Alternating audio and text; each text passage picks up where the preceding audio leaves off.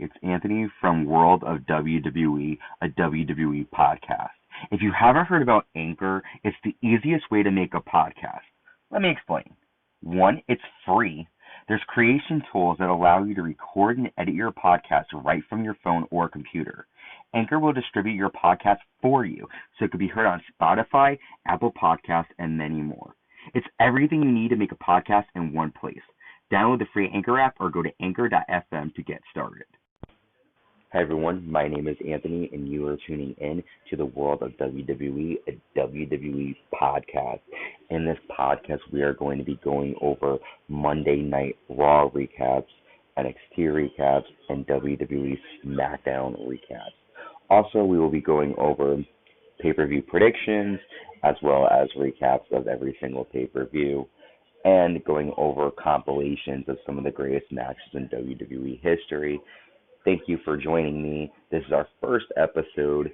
It's going to be dropping today, Tuesday, December 1st, 2020. Thank you for listening, and let's dive right into Monday Night Raw. So we are live at the Thunderdome. It's November 30th, and we start off Monday Night Raw with a moment of bliss. And we have Alexa Bliss out inside the middle of the ring, and she's sitting crisscross in her chair. And I noticed that in the ring there's a blonde doll that's like inside a cage, which maybe references to Alexa Bliss kind of being like trapped with the Fiend. They don't really mention much about it, so you just kind of forget it. So she talks about Randy Orton and calls him her favorite superstar, and she is going to be interviewing him live for a moment of bliss. So Randy Orton comes down to the ring, and they show how last week Randy Orton lost a qualifying match to TLC because the Fiend distracted him, allowing AJ Styles to get the pin. So basically, you see Orton says that he knows Bray Wyatt very well, but he hasn't really been introduced to the Fiend yet. And then Alexa Bliss says that, well, the Fiend is one of my best friends. And Randy says he has a lot in common with the Fiend. He says that the Fiend shows all of his pain and emotion while he suppresses his, and he to blend in with everybody, so he hides his pain to kind of go along with the group. He also says that both the Fiend and himself hear voices, and he says that he burned Bray's vulnerability and it burnt down to the ground. Randy says now he's trying to find the Fiend's weakness, and Alexa says that the voices that Randy hears are lies, and then she says who's manipulating who. And then the lights go off, and when they come back on, the Fiend is in the ring, and Randy Orton has Alexa Bliss in his arms, and the Fiend is asking for Alexa back, and Randy Orton gives Alexa to the Fiend. Very good promo to start off Raw. I thought that it's going to set up for a great rivalry, Randy Orton and the Fiend, and I love Alexa Bliss being involved in everything, so it's a pretty decent storyline to start us off with, and there's a lot of good mind games that are going on. Our first match of the night is the Symphony of Destruction match, and it's between Jeff Hardy and Elias. This is almost their grudge match. We're going to find out who is on top. It's a pretty decent match. There's a lot of silly moments. So the 24/7 champion R-Truth was hiding in a piano, and there's a little fiasco between Drew Gulak, Lindsay Dorado, and R-Truth, so that kind of distracted the match. They used a lot of the instruments during the match, and basically Jeff won. Also, it's got an important moment. Elias got electrocuted during the match, so pretty silly stuff here. Jeff Hardy wins with a swanton bomb through a table. Elias has a violin in the middle of his chest, too, so that broke over it, and Jeff Hardy is declared your winner. Next, we go to Keith Lee and Matt Riddle backstage, and Riddle says that they're nervous. Riddle says he never faced Drew McIntyre one-on-one, and he makes fun of Fat Bastard from Austin Powers, and he says, I'm dead sexy in a Scottish accent, making fun of Drew McIntyre in the process. So it was a very funny segment Riddle and Keith Lee are awesome. Next, we go to the New Day, and they are discussing Cyber Monday and the Christmas sale that they have. Definitely check out WWEshop.com. I just today bought the Undertaker Ugly sweater. It's cool. It's going to light up, so I'm excited to get that. But they have so much more at WWEshop.com. Make sure you check that out. Next, to see Retribution is backstage, and the leader, I can't pronounce, I don't know if it's Mustafa or Mustafa. I don't know how Tom Spills pronounces it, but I'm just going to call him Ali. So Ali says that everything that happened to Ricochet has happened to Retribution. Our dreams turn into nightmares, and Slapjack says that he will make Ricochet deal with the consequences. So that brings us to our next match. Ricochet taking on Slapjack with the leader of Retribution, Ali. Decent match. Dana Brooke came down to ringside and slapped Ali, and Retribution distracted Ricochet, which allowed Slapjack to hit a spinning side slam for the win. That finisher looked really cool.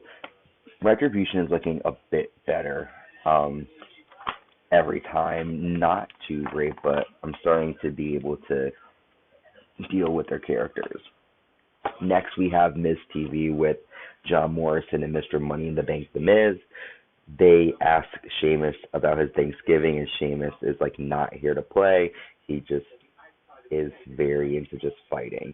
And Miz and Morrison claim that Drew McIntyre knew that Sheamus wouldn't win a match against them. And Sheamus basically talks about how he gave back Drew's family crest and that they're good friends. They go way back. They're like brothers. And the Miz says, well, if you guys really were great friends, how come you weren't first in line for a title shot? And the Miz says that if I won the title, I would give John Morrison the match. And then Miz and Sheamus go back and forth trading blows, and basically Miz says that Sheamus' career is a joke. That ticks off Sheamus, and he attacks him. However, the Miz hits Sheamus with the Money in the Bank briefcase and attacks him with it while he is down, leaving Sheamus out cold. Good segment leading up to the main event match, so pretty good. We're starting to see Sheamus and Drew McIntyre team up. I don't know if there's a turn here for Sheamus or not, but I don't know. We'll see. Next, we have the Raw Women's Champion Asuka and her tag team partner Lana taking on the Women's Tag Champions Nia Jax and Shayna Baszler. Lana has been being built up as kind of the new female athlete in WWE, the new top dog, and we'll see what happens. It was a good match. Basically, there was just some cool stuff between Sheena and Nia during the match where Sheena and Nia, they had, I think Shayna had Asuka and Nia had Lana, and they were like swinging their heads up against the ring barrier. So that was cool. And then finally, Lana ended up getting the pin on Shayna Baszler because Asuka hit Shayna with a kick to the face while Shayna had Lana in the Casino clutch. However, Lana just rolled over and pinned Shayna Baszler. So that was a silly match, and Lana is definitely getting built up to the top. The Hurt Business say they're backstage, and they say that they will take, or actually they're not backstage, they come down to the ring. They are confronting the Raw Tag Team Champions, the New Day, and the Hurt Business say that they will take the tag team titles and put them asleep in dreams. So then we have Cedric Alexander of the Hurt Business taking on Raw Tag Team Champion Xavier Woods with his partner, Raw Tag Team Champion Kofi Kingston. Before the match starts off, Cedric Alexander attacks Xavier Woods before the bell, and the match goes on, and Cedric wins after a lumbar kick.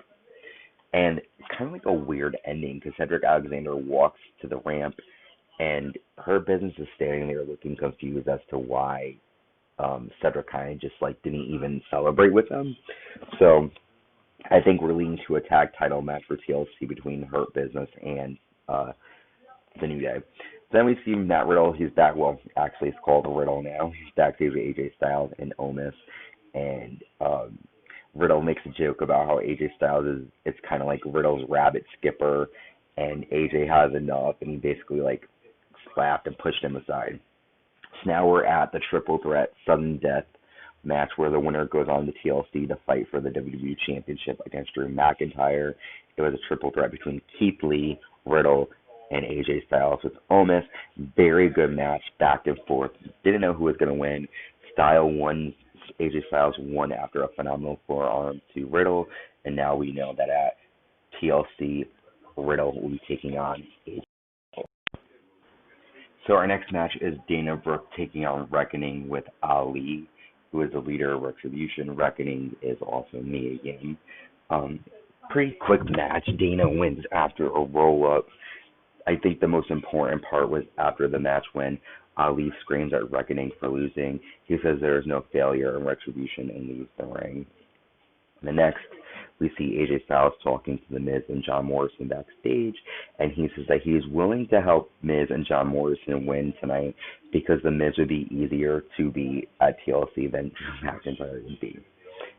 Which leads us to our main event, WWE Champion Drew McIntyre and Sheamus taking on the team of John Morrison and Mr. Money in the Bank, The Miz. Decent match. Drew McIntyre and Sheamus win by DQ after John Morrison sends Sheamus over the barricade, and AJ Styles interferes in the match and hits a phenomenal forearm on Drew McIntyre. After the match, AJ Styles kind of pushes The Miz to hand in the briefcase and will cash in the briefcase and try to win the WWE Championship. John Morrison hits a Starship Pain, and then The Miz hits a skull-crushing finale. However, before The Miz can do anything, Drew McIntyre comes back and sends The Miz and Morrison down. AJ Styles does a cool, backflip onto the arms of Omos, and they walk away from Drew McIntyre, ending Monday Night Raw. So this Raw definitely established some TLC matches. We know at TLC, it's 2 weeks from Sunday, we're going to see the WWE Champion Drew McIntyre defending against the phenomenal one AJ Styles. More matches will be announced as the weeks go on. This is a decent Monday Night Raw. It leads us to the next pay-per-view. A lot better than the recent weeks, I have to admit. I haven't really been able to get really into it, but this week was really great. I recommend checking it out. Before I leave, I want to also say that you can follow me on YouTube. I have a YouTube channel called WWE Fan 1993. I will add the link to this preview here. I also do the same thing like I do on this podcast, but it's more on YouTube. You probably will get some different stuff because there will be more, you'll see images of the matches and good stuff. But this is more for if you just want to hear audio rather than a video.